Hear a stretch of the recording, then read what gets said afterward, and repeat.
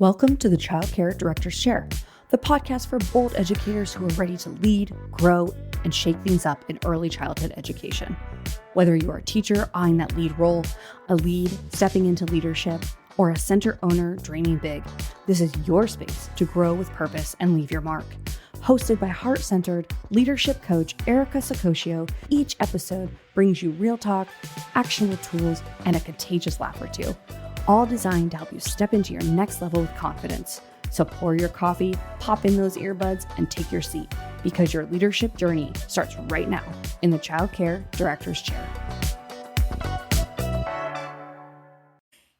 It's Erica here with the Child Care Director's Chair podcast. I have my two favorite girls on. We have Kate and Carrie with us today.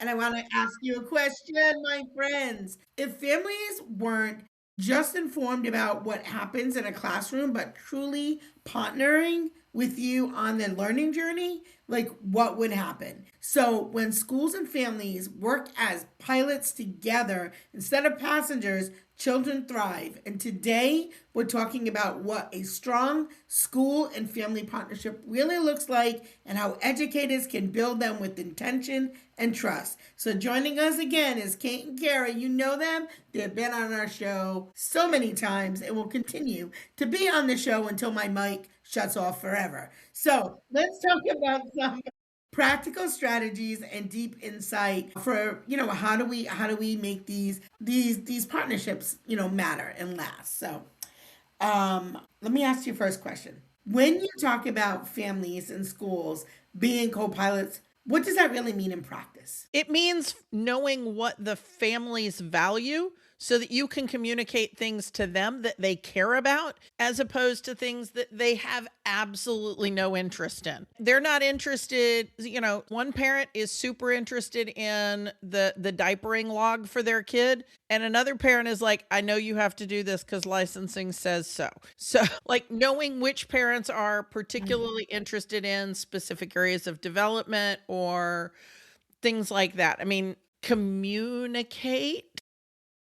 Yeah. That's it. That's the whole secret. Just communicate. I think also with that communication piece is make sure you're coming across as a professional, but also remember who you're communicating to. So we can talk about all of the different components of development and curriculum, but if you start using too much of the vocabulary, if they start to gloss over a little, then, it's going to kind of defeat the point. So you want to connect personally, professionally. Like, I'm not saying it's kind of like, anatomy terms, right? So you don't want to use a baby word when a grown-up word is the more appropriate. But you can use a grown-up word without having to use an industry education buzzword. Like there's a happy medium in there. So I mean, I think that, say the parent is really interested in making sure that their kids are going to be ready to read, and that's one of their hot button issues.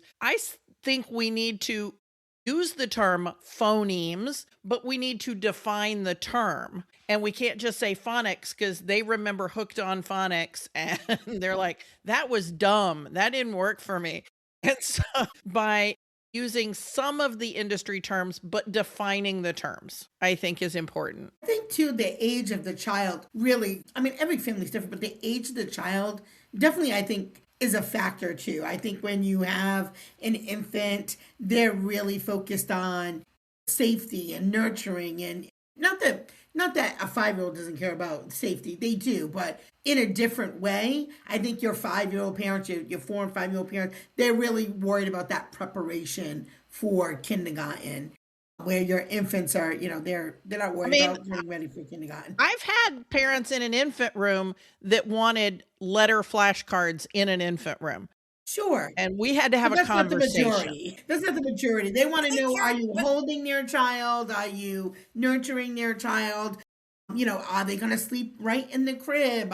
How often are you washing their hands? And, so I do think age of the child is a factor in general terms. Which is the age. And I think both of you kind of hit it without hitting it with that, which is that the developmental stages. And I think one of the things that this is where the teacher gets to be the professional, and as an administrator, as the director, this is where your job is to help coach your teachers so that they're using the words, the phrases that are accurate and helping them understand why do you do what you do when you do it, right? So, if you're a play-based program, you can still absolutely be academic ready, kindergarten ready, school ready, whatever the term is you want to use.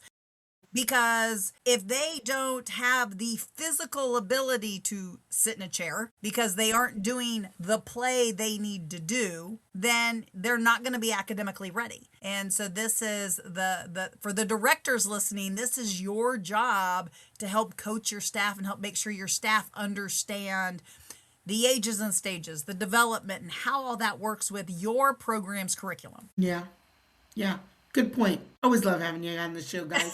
I also love just so for the folks who don't know, although most of you do at this point, they're cousins. And I love when they feed off each other. It's amazing. So why are strong school family partnerships so critical in early childhood education specifically? Well, to me, it's actually from a business standpoint, and Carrie probably has her own viewpoint, but from a business standpoint, it has everything to do with keeping those families. Because you're going to put so much time and energy into that family. You want to retain them. You want to keep them. And if you don't know the lifetime value of that client, and again, it's more than just the money, but I'm going to talk to you about the money because that's just my job.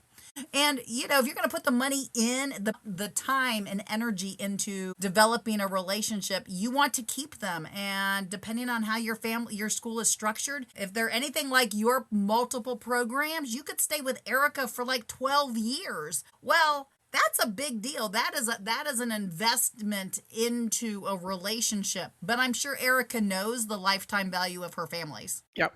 I mean, I think that's one thing, but also if you want the children to develop to their best potential, then you have to be working together with the parents, which means the parent has to trust you. And here's the harder part. You have to trust the parents because the parents have looked at other programs and all of that. We sometimes have a hard time trusting the parents because we have all of the baggage from the other parents who didn't show up on time, didn't bring supplies, ignored us when we raised an issue. And so we're putting the baggage of other parents who weren't trustworthy on our current clients. So we need to trust them and they need to trust us. It needs to go both ways. When I sold my last school, a big part of it was that I was no longer feeling very much trust for the parents. I was tired of parent excuses and things like that. And I didn't have grace in my heart anymore. And I just needed to take a step away. And the only way you can take a step away as the owner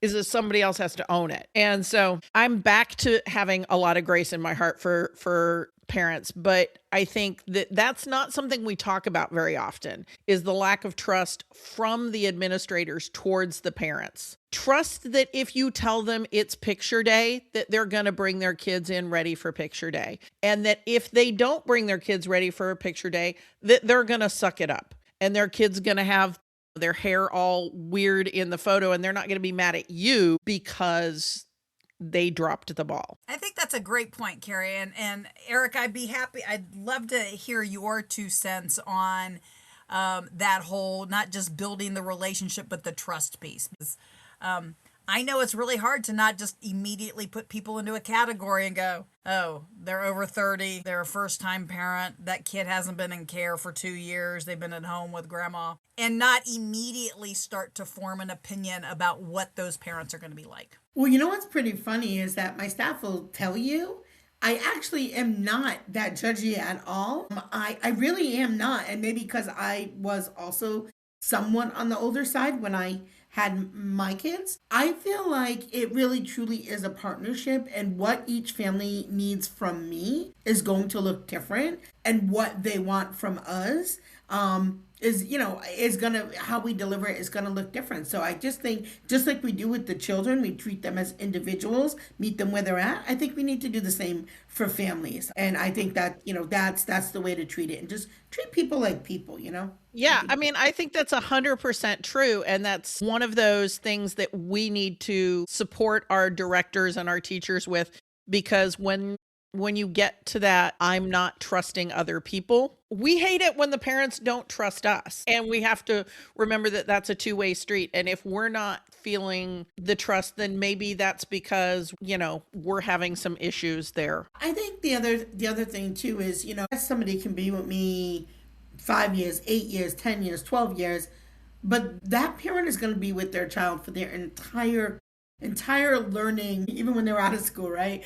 We've got older kids, right? We're still teaching them, right? That parent is with that child for life, right? And so we have to acknowledge that. We say parents are the first teachers. That is true. But not only are they the first, they're the last. We're only there for a period of time, a brief snapshot, if you will. So, as much as we can help the families and give them as much as we can as professionals, I do think at the same time, families are going to have to go with what feels good for their family. And we do have to trust them because they must have saw some value in the relationship as well. They selected your school. Out of the 18 that are on the same road, right? They selected you. They saw value in you, your program, what you're offering, and you as a professional. So you have to like take some of that too and say, wow, they do trust me because they're kids here. So there is some level of trust and relationship that they also offered, to you on top of, like Kate said, beyond the money part, beyond the exchange of money. The other thing I think that's really important to remember as directors who are coaching your staff is remember that you have the opportunity to offer additional training to your parents, because the last time I checked, none of these kids came with a user's manual. And even if it did, I got 4 kids. Every user's manual failed. They were all different models, and I got the wrong manual for the version I got. And so, take the opportunity to do more with not just your families, but the community as a whole. And, I think every child care center should just automatically be teaching parenting classes, and that there should be, every February across the country, every child care center should be doing, toilet learning 101 for the parents. Yeah. Before those kids are all naked in the spring. And so that when they get to be naked in the spring, we all know what to do with them. And, or at least when they start trying to be naked, maybe not everybody's kid's gonna stray, but those children who learn how to undress before they dress, which is all of the children. And they're like, I'm gonna do this. And you're like, please stop. Yeah. There's something so simple for the listeners that are listening right now. Even if you are not inclined to go ahead and do PD for your families, all of your staff are doing CPR and first aid, and 99% of the programs, you're having somebody come in to do it there, especially if you have new staff, right, and you're not just doing research. Invite the families. That's easy enough. You're not even having to teach it. And we and just... the grandparents. And the grandparents. Yeah, I said families. Yeah, families. I'm a family person. Yeah. So, it could be something as simple as that. And it could be people outside that don't use your school that get a chance to learn about your community, go into your school, see your school, meet the people from your school, meet the teachers from your school. Without it being a marketing event, it almost becomes a marketing event. Kate is like, oh my God, she's got like a bulb. Go ahead. I was just thinking, think of all of if you've been watching any news, even if you haven't, you know that people are going to be telling you as a director, you need to be an advocate, you need to do advocacy work. And some of you may be struggling with what that looks like. Well, every time you host, and I love your example, even if you're only doing it every time you have CPR and first aid, whether it's every year, every other year, always send those invites to your local politicians, right? So your local mayor, your county commissioners, but go up the food chain. Invite the counties, the state representatives, depending on how your state is structured. Some of us have really bizarre districts, so your person may not live anywhere near you. But hell, if you're in Rhode Island, your district is should be navigable, is what you're saying. We got districts that are longer from top to bottom than, half of New England. Yeah. But I think when we're talking about that relationship between the parents and the caregivers and the parents and the administrative team, we share our information with them and have them share their information with us. I think another great way to build that trust is you've got a parent who does dental cleaning in a pediatric dentist. Great. Have her come in and share information with the other parents and with the staff or with the kids, whoever they feel comfortable talking to. And so they're sharing the information, their expertise. You've probably got somebody who's making pizza somewhere and having them come in and share how to make pizza. And those kinds of things build that bond. And yes, it helps with the retention of that family for a long time. Because are you more or less likely to stay at a center where they value you as a whole person, not just as a mom or as a dad or as a Grammy, right? If they value you as a whole person and you found out that this one parent has a chinchilla and you're like, oh my God, would you bring it in? We want you to bring in the chinchilla. That creates such a much deeper bond than just we both care about this 4-year-old. Yeah. I care about you as a person. You love chinchillas. Bring us a chinchilla. We want to pet it. Yeah. Okay. I want to pet a chinchilla, Kate. It's not a problem. I do like what you're saying. Take the talents of the folks in your community and think about ways that you can incorporate that into your program. What role does communication play, and how can educators move beyond like newsletters and apps to create true connection? Talk. Breathe Which the same obviously, air. the three of us cannot do. We are so bad at having a conversation. I think the very first part is the listening piece. And that might be where at least Carrie and I struggle with each other, because we think we know what the other one's going to say and we want to put our 2 cents in before the first person was done. But You don't know how to listening talk. to those parents, listening to those parents, listening to those families, listening to what they're actually asking, and ask a question, because the more questions that we can ask, the less talking we can do, the more we get to know them, the better. So, if you've got a staff person who is unsure about maybe their English or the language of the families. So in my case, if I had a family that only spoke Spanish, I would be very reserved in using my Spanish skills because they are non-existent. And so I would try to come up with what are some phrases or things that I can ask, and they can just talk, because then they're talking about themselves. They think that you really care. Not that you don't. Let me make sure that They understand that you really care. They understand it. And you're just talking and talking and talking. And it's a beautiful thing. And you're building that connection. And you don't have to worry about whether or not you're responding, because you just want them to tell you all about the child's favorite foods, favorite activities, how their weekend was. One of my favorite ways to communicate with families, believe it or not, I really love, is our parent board, which we have a couple of times a year.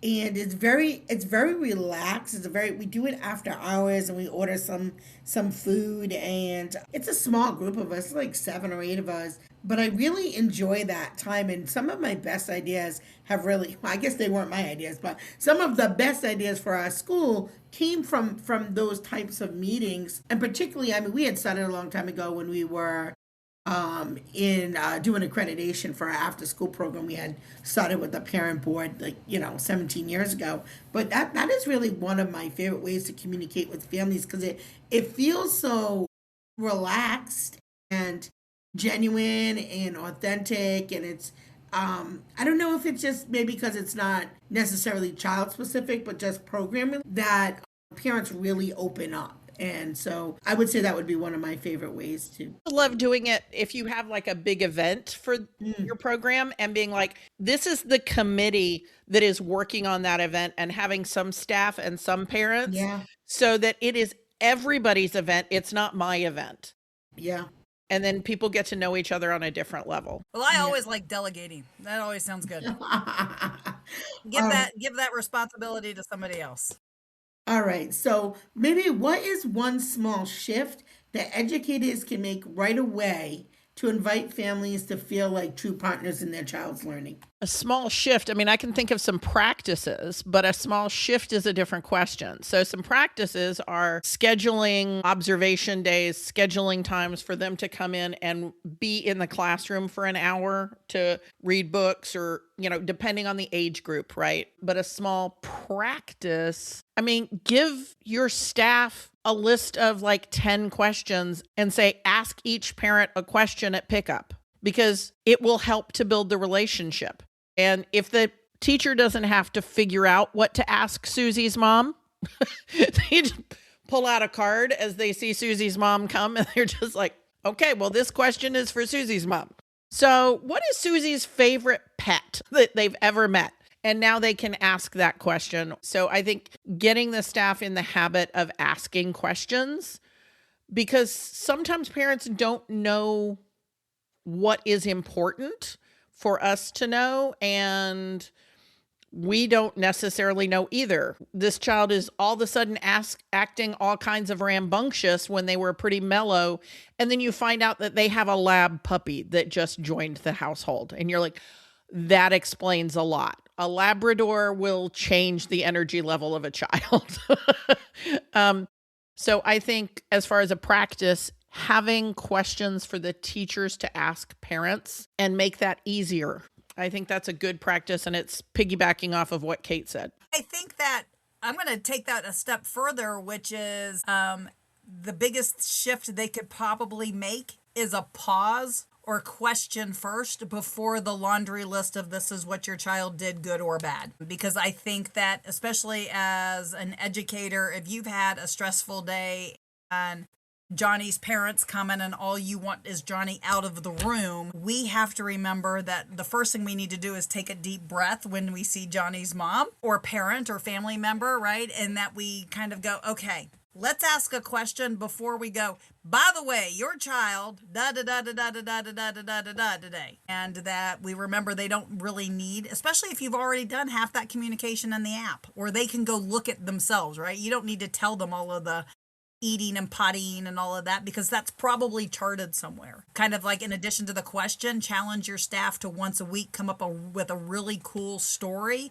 of what each child did in the classroom over the course of that week, that during the week they can share with the parent. And for me, I would need a list so that I can actually mark it off and make sure I did it with every child that week, because some children are going to be really easy for you to come up with really cool example stories of, hey, they made up a story and they got 5 of their peers to play that story with them to act it out. There's going to be some kids that are really good and easy for you to come up with those stories. And then there might be some others that you're going to have to really concentrate coming up with a really unique, fun example over the course of the week. What, you didn't like it that every week we just said, and Matthew built some amazing structures every week? That was the feedback for Kate's number one child. Matthew played in the sand all day, or, okay, sounds about right.